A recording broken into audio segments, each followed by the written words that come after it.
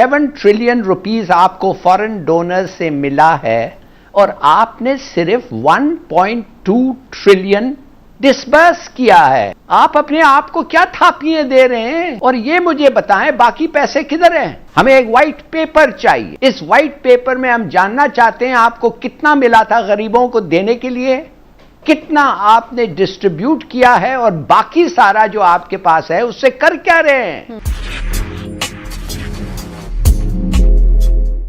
Corona तो आज हमारा टॉपिक नहीं लाए साहब, लेकिन जाहिर है कि हमने उस पर भी इवन रिस्क ले लिया है और हमने मईशत को ज़्यादा प्रेफरेंस देते हुए लॉकडाउन खोल रहे हैं। अब सवाल मेरा आपसे ये कि सर, लॉकडाउन जिस मकसद के लिए नरम किया जा रहा है, आपको लगता है कि वो मकसद हल हो पाएगा? मईशत को वाकई कुछ संभाला मिलेगा? मईशत का पहिया चल सकेगा?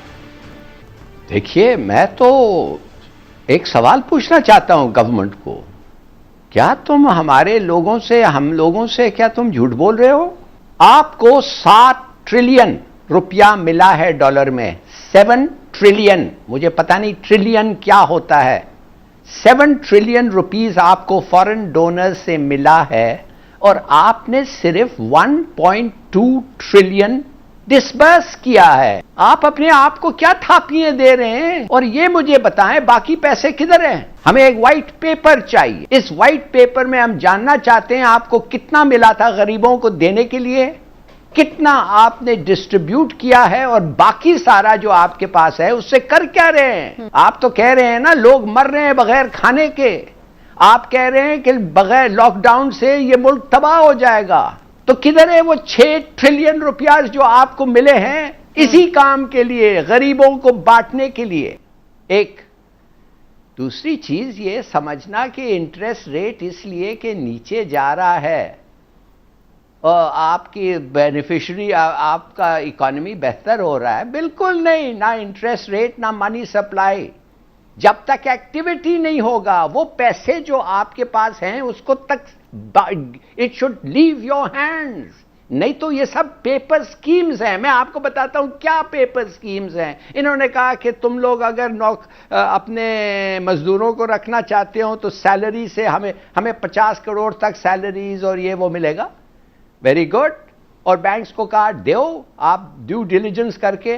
बैंक्स ने कहा ठीक है हम देंगे अगर 100% सिक्योरिटी हमें मिला। अरे भाई, बोरोअर को आप कहते हैं 100% सिक्योरिटी दे, उसके पास 100% सिक्योरिटी है नहीं, इसके माने आप दे नहीं सकते to those who don't have security. तो ये क्या है? ये एक पेपर स्कीम है। ठीक। दूसरी बात आपको मैं बार बार कहता हूं, पब्लिक वर्क्स प्रोग्राम्स करें।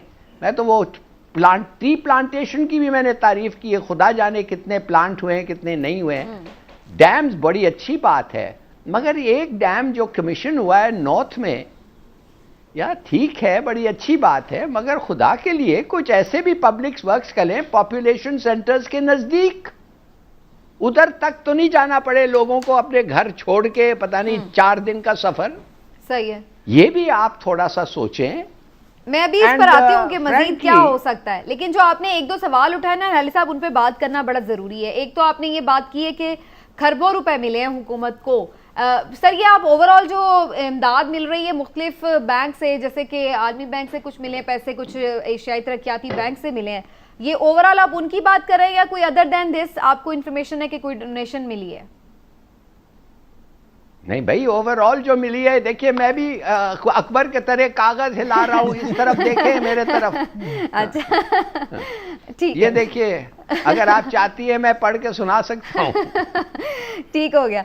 तो आपको आपके हिसाबों किताब के मुताबिक ये कितने खरबों रुपए मिले हैं और वो आवाम तक नहीं पहुंचे। लेकिन इमरान साहब, आप क्या समझ रहे हैं? हुकूमत तो हमें ये आके बता रही होती है कि हमारे पास इतने पैसे नहीं हैं कि हम हर रोज़ लोगों को फीड कर सकें। आपके ख्याल से ये तरीका ठीक है कि लोगों की बराह रास्त इमदाद कर दी जाए पैसे दे के, या फिर ये तरीका ठीक है कि बहरहाल रोज़गार के लिए आसानी फराहम की जाए ताकि लोग अपनी रोटी खुद कमा सकें? देखिए, आपकी जो मैशत है ना, वो किस पे सबसे ज़्यादा सहारा है? उसका रीढ़ की हड्डी क्या है? रीढ़ की हड्डी होती है किसी भी मुल्क की मैशत में उसकी एक्सपोर्ट्स।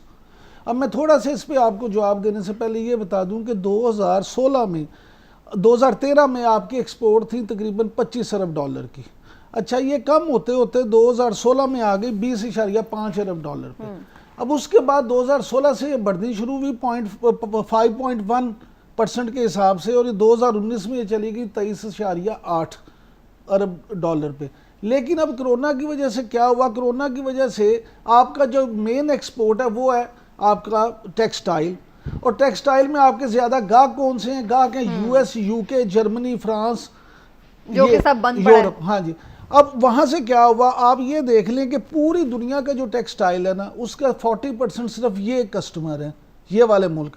आपकी जो एक्सपोर्ट है उसका तकरीबन 50% यहाँ जाता है, और बाज़ रिपोर्ट्स के मुताबिक 56%। ठीक। अब जब वो 56% आपका अगर कम हो जाता है तो आप उससे देखिए आपकी एक्सपोर्ट कहाँ जाएगी।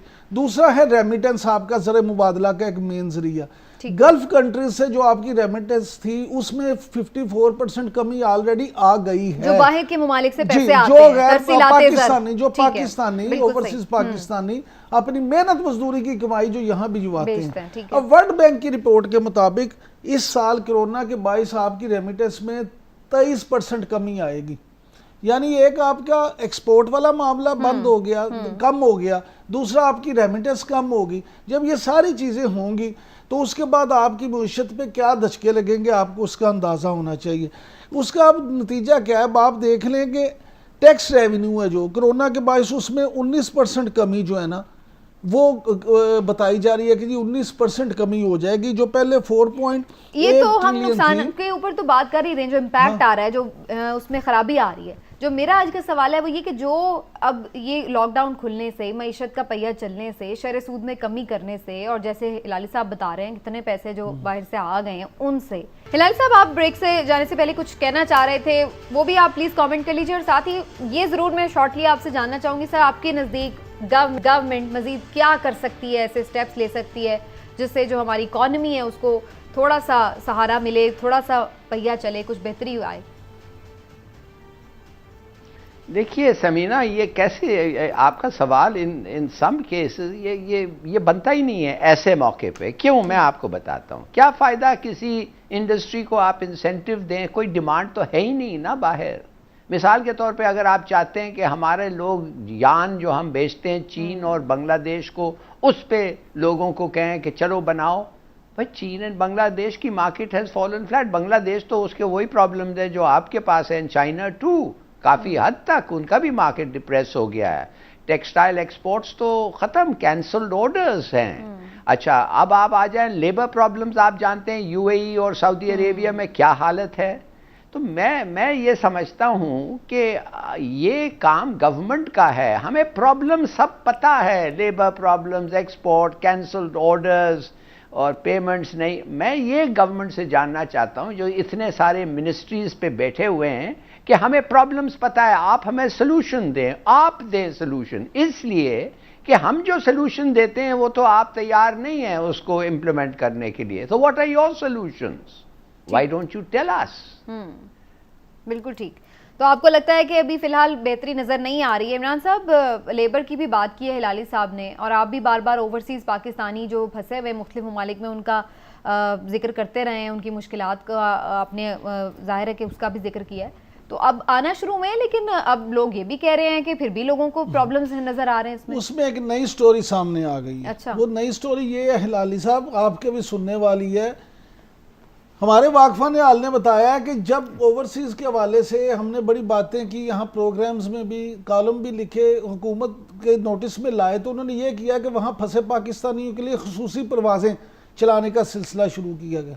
उसमें उन्होंने एम्बेसीज से ये मदद ली कि आप लिस्टें बनाएं, जो फंसे हुए लोग हैं वो आपको आके नोट करवाएं और फिर उनको उनकी प्रायोरिटी के हिसाब से हम भिजवाएंगे। यहाँ नादरा के साथ उनको कनेक्ट किया गया, और क्योंकि वो फंसे हुए ज़्यादा लोग वो थे जो या तालिब इल्म थे या बिजनेस टूर पे गए थे या वो बेचारे विजिट पे गए थे, उनके पास पैसे तो थे नहीं। तो उनमें से अक्सरियत ऐसी थी जिनके घर वालों ने यहाँ नादरा सेंटर पे और वहाँ PIA में पैसे देने थे उनके टिकट के। जब वो उन्होंने वहाँ राब्ता किया यहाँ जाके, तो पता ये लगा कि यहाँ भी लाल छड़ी मैदान खड़ी वाला काम हुआ। उन बेचारों ने जिन्होंने पहले इंदराज कराया था उनको टिकट्स दिए नहीं गए, बल्कि कहा गया कि जी वहाँ से जिनको ओवरसीज़ मिनिस्ट्री की तरफ से और किसी सिफारशी तरह से जो पहुँच गए उनको उनकी जगह पे टिकट्स दे दिए गए। जैसे बंदे को ऑफलोड कर दिया जाता है ना, ठीक। तो यानी मेरिट की यहाँ भी धज्जियां बिखेर दी गई और उनकी जगह बाद में आने वाले सिफारशी लोगों को टिकट दे दिए गए। तो अभी ये उनकी मुश्किलात भी अभी उनकी तक हल मुश्किलात नहीं तो हुई अभी है। वहां ठीक की है। वहां